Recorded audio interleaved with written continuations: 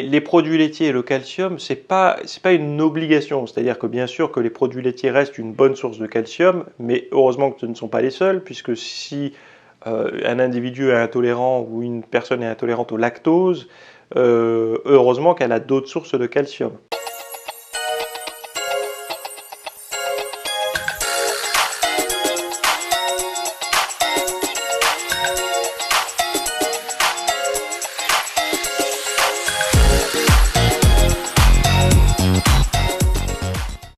Salut à tous, nouvelle question-réponse aujourd'hui. Alors, on va parler pas mal dans cette petite série de la diète OMAD. Je pense que c'est quelque chose qui vous botte toujours autant, ce qui est étrange parce que, enfin bon, je vais vous spoiler mon avis dessus, mais moi je la trouve pas cool cette diète.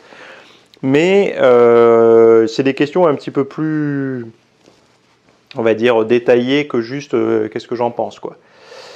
Donc pour ceux qui me rejoignent pour cette question-réponse, sachez que tous les jeudis à 18 h, vous avez une réponse à vos questions et le lien pour poser des questions, soit c'est en commentaire, soit... Enfin en commentaire, c'est pas souvent répondu, mais c'est surtout... J'ai mis un petit lien pour les questionnaires anonymes dans la description. Sinon, tous les mardis à 8 h du matin, vous avez un podcast. Et tous les dimanches à 10 h du matin, vous avez un cours vidéo qui dure quasiment 1 heure avec le PDF, etc. Donc ça, c'est tous les dimanches. Et voilà, donc c'est à peu près ce que je vous propose toutes les semaines. Donc 3 contenus nouveaux chaque semaine.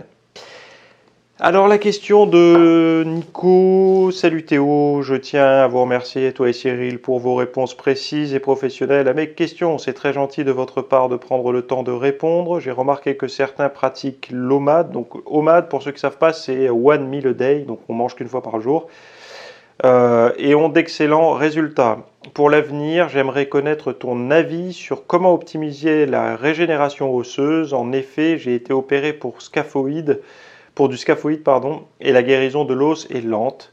Est-ce que la consommation de produits laitiers pour le calcium pourrait aider? Merci encore à toi et à Cyril. Je vous souhaite d'excellentes fêtes. Bon, ben voilà, la question a un peu de retard là. Etc., etc. Bon. Donc merci pour ton soutien, également pour Cyril qui est dans l'ombre des vidéos quand il fait les petits montages, les incrustations, les descriptions, etc., etc. Puis le relais sur les réseaux sociaux. Déjà, la première chose, c'est que peu importe en fait ton point de départ par rapport au calcium, etc. Déjà, le calcium, il faut savoir une chose. En ce moment, on entend un peu plus parler, je ne sais pas pourquoi d'ailleurs. Mais les produits laitiers et le calcium, c'est pas une obligation. C'est-à-dire que bien sûr que les produits laitiers restent une bonne source de calcium, mais heureusement que ce ne sont pas les seuls, puisque si un individu est intolérant ou une personne est intolérante au lactose, heureusement qu'elle a d'autres sources de calcium. Déjà, tu as les légumes à feuilles, tu as les légumineuses, tu as certaines graines. Mais après, il y a également la vitamine K et la vitamine D qu'il faut surveiller un petit peu. Alors, on disait avant que tu les trouvais dans les poissons gras et dans les poivrons. Moi, je pense qu'il y a aussi... alors, poisson gras, il y a aussi la vitamine D, les oméga 3, mais un peu de vitamine D. Les poivrons, on dit que c'est une très bonne source de calcium. Si tu as une approche alimentaire riche en légumes verts, parfois tu en manges du cru, du cuit, tu tournes bien là-dessus et tu as des apports assez élevés, ça peut être une bonne chose déjà pour toi, pour ton calcium. Après, tu sais que le calcium, on peut faire un dosage, tu peux aller voir ton médecin, lui demander un dosage là-dessus. Mais après, pour ce qui est régénération osseuse, guérison et tout, là, tu ne pourras pas sur YouTube avoir un retour fiable là-dessus, puisque là, on est dans du domaine médical, faudrait te voir, faudrait t'analyser, et puis c'est une profession qui s'étudie, hein, c'est pas un YouTuber ou un expert fitness ou quoi que ce soit qui pourra t'aider là-dessus, puisque ça sort de son domaine de compétence. Et même celui qui l'a, le domaine de compétence, il est médecin. Donc il ne sera pas que coach ou que créateur de contenu sur YouTube ou autre. Donc chacun a sa place. Les opérations, guérison, dès que tu as opération et guérison, etc., ne pose pas ta question sur YouTube pour ce genre de choses. C'est un conseil que je te donne, parce que tout le monde voudra te dire qu'il sait, alors que la plupart ne savent pas. Donc va voir ton professionnel de santé. Après, sur la teneur en calcium des aliments, moi, je peux te dire personnellement qu'il n'y a pas que dans les produits laitiers que tu trouveras du calcium. Je t'ai donné quelques pistes à explorer là. Il reste également... Tu sais, si tu prends déjà des poudres de protéines, tu as un apport en calcium. C'est-à-dire que les produits laitiers, ce n'est pas uniquement le yaourt ou le verre de lait. Il y a les fromages et il y a également la protéine en poudre, hein. Donc si tu prends une fois de temps en temps un peu de fromage, par exemple, là en ce moment on est encore...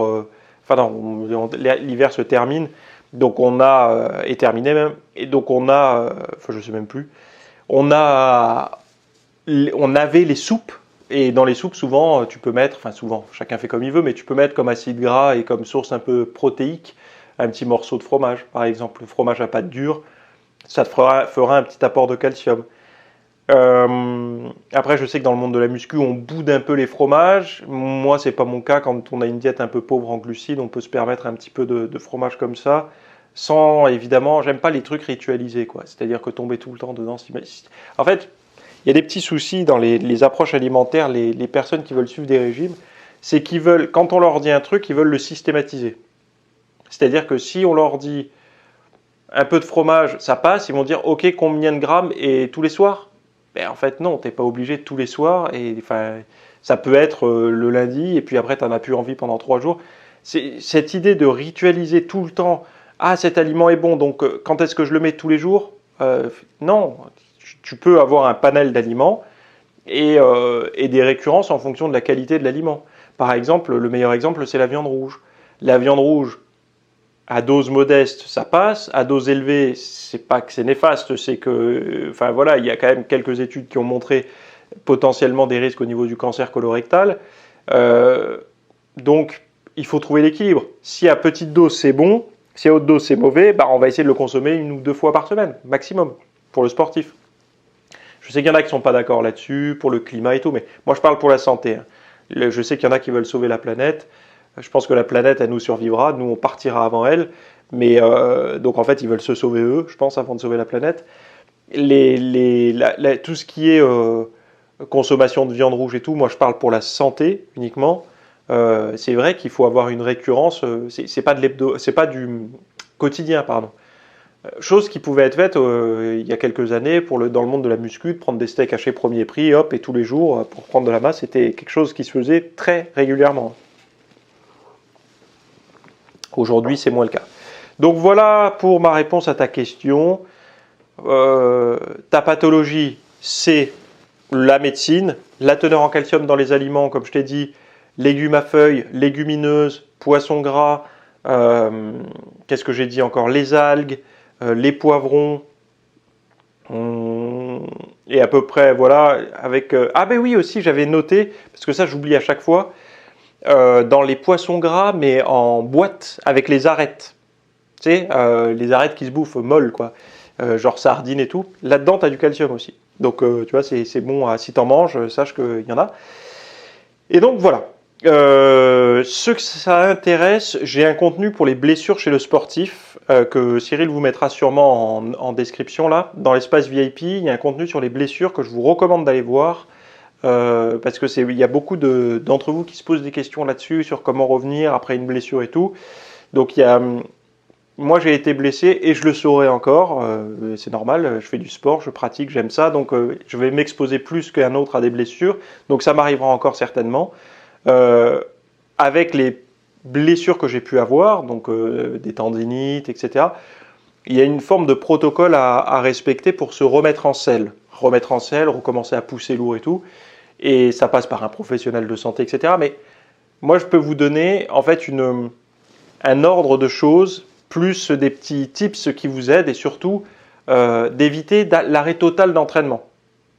Sauf si évidemment vous avez le bras dans le plâtre, etc. Mais pour éviter, et encore, le bras dans le plâtre, vous pouvez continuer à vous entraîner les mollets, les cuisses, enfin bon bref. Donc allez voir, il y a un contenu là-dessus, et puis voilà. Sinon la semaine prochaine, on parlera de physique esthétique, physique mannequin, physique athlétique. Je vous dis à la semaine prochaine, bye bye.